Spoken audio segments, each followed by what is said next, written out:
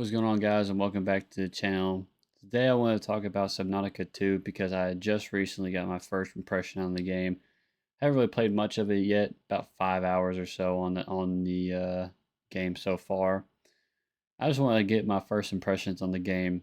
First of all, I feel like the game has exceeded the hype it had, with a peak player count on Steam, just Steam, being 372,000 players. And current players right now on May 16th, there are 245,000 players right now on the game. This game is absolutely massive. And that's just, like I said, that's just counting Steam. That's not counting Xbox.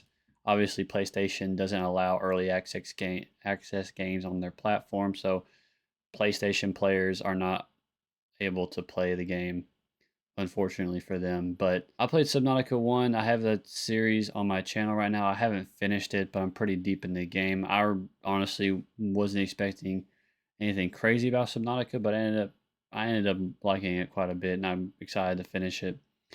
Subnautica 2, my first impression on the game is that it looks amazing. I'm pretty sure it's using Unreal Engine 5, and it's very well optimized. Very little stuttering or frame drops at all, with just how, and despite having very detailed environments and a lot of different lighting and stuff, like I forget what settings I ran. I think it was on the second highest preset. Usually what I run on most games is the second highest preset, especially if I'm recording something. The game looks amazing. It runs well. It's very well optimized. A lot of people talk about how Unreal Engine 5 is very hard to optimize, and you pretty much are guaranteed to get some kind of frame drops or stuttering. But to be honest, just none of that on this game at all. Runs smoothly, plays well, really enjoy it. Biggest thing about this game, I think why a lot of people are playing it, is the multiplayer aspect of it. I play with a group of two other people, so there's three of us playing through it. It's actually pretty fun. Base building, running around, exploring, getting chased by hostile fauna and stuff. It's really fun, and I think making it multiplayer is a great decision, probably the best decision they made when it comes to this, is making it multiplayer, because I feel like if it wasn't, the game would not be nearly as entertaining and fun to play as it is. But it's still a very good game despite that fact. Like I said, even when this in an unfinished state in very early access, I think they said it's about 2 or 3 years out from being finished. The game is really fun, and there is quite a bit to enjoy. The base building is really nice. I think it's a step up from what they had in Subnautica, which is pretty bare bones, pretty just like snapping stuff and everything else. But they added more customization options and the way things look, so I think that's really cool too. But yeah, Subnautica 2 in that aspect is really good. Game sounds, looks good, very well optimized and all that, and multiplayer is a great choice. Some things I don't like about it is just how early on in this development cycle they decided to give this early access and release it to the public. With how far away it is from getting finished, and you can kind of tell that with just how some of there's like bugginess and everything else that's involved with the game. I've seen plenty of clips on social media showing how buggy the game can get and how you can exploit the game. And then you also hit that wall where there's a red barrier, and then the Leviathan chases after you and shit. You could tell that the game is far from being finished, and I kind of wish they would have waited maybe a year and worked more on the game before making it early access, because now, like, I'm sure by the time I get to the end of what they have right now, I'm going to be fiending for more. So the game is pretty buggy, but I can look past that. I just kind of wish they would have waited maybe a few, like I said, a year or so, or a few months, like over half a year worth of months, to actually sit down and like work more, put more content in the game. Another thing I noticed too is that compared to Subnautica 1, there's a lot more like hostile fauna, and the aggro distance is much longer. I feel myself getting attacked by fish and stuff constantly in this game.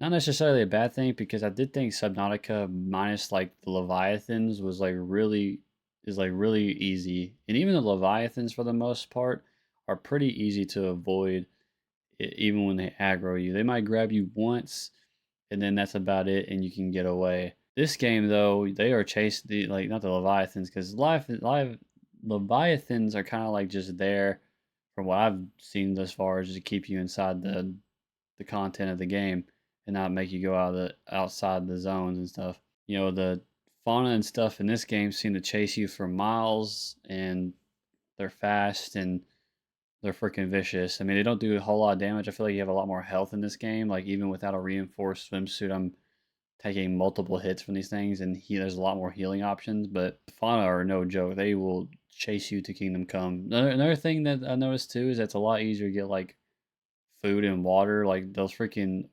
slugs that or snails that go along the ocean floor and stuff are freaking everywhere. Food is abundant, and with all the different fish and stuff, so that was super easy. Overall, pretty easy to survive at this point in the game. Not a struggle at all. But the one thing I do like is that they added more fauna and stuff that actually go on the ocean floor. Different like crab. There's like these crab things. There's a big crab thing, like a leviathan size thing, and there's those snails and stuff, and probably a few more other things, small things that I haven't really seen yet, just all over the ocean floor. And that was something that was really missing in Subnautica. Was the only thing that they had was like the sea treader, whatever leviathans, the like three-legged things that would like migrate across the ocean floor. That was really it. That was the only thing that went on the ocean floor. Everything else was like fish and stuff that swam around.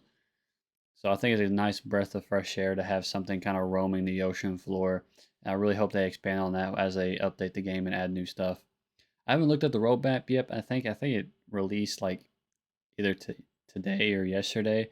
They had like a roadmap of what they had planned for the year, and I haven't really looked at it, but I might want to take a sneak peek and see what those are about, because this game, as it is right now, is pretty like probably one of the best like games I've ever played this early in its development cycle. Like this game, if they had a finished story right now, this wouldn't and kept those like red barriers and stuff out of the world. Like this almost feels like a finished game, minus the glitches and the bugs and stuff. It really feels nice. It's only $30 too, which is nice. It's just overall a pretty splendid game for early access. Multiplayer is fun, and the game looks amazing, feels amazing. Some of the best thing about Subnautica, and I like how they carried it over into the second game, is the atmosphere of it. I think that was the biggest thing that drove people to playing the first game, was just the environment and the atmosphere of it. It wasn't really. I don't think the game was very scary. I don't even think it was super great survival elements interlaced. It was just like the atmosphere and the vibe of everything was really solid, and what drove me to want to complete the game. And end up, once I soaked that stuff in, especially once you get to like the Lost River and stuff, late in the later half of the game, it really it really made me want to play the game more. But anyway, guys, I just wanted to yap for a second about Subnautica 2. Like I said, I haven't played at all of the early access content, only about 4 or 5 hours into the game. So I might have my opinions may change, but as of right now, it's pretty solid. $30. Like I said, my only complaint is the bugginess, which is gonna happen. How limited the content is, even though it's early access, and it's actually a pretty good solid amount of content, despite how early in its development. My biggest complaint about this game is the fact I wish they would have released it maybe a year from now, and it was more finished than it is now. That's about my only negative take about this. Like I said, I went on about everything I liked about the game. That's going to be it from me, guys. Hope you guys enjoyed the video as always, and I'll see you guys in the next one. Peace.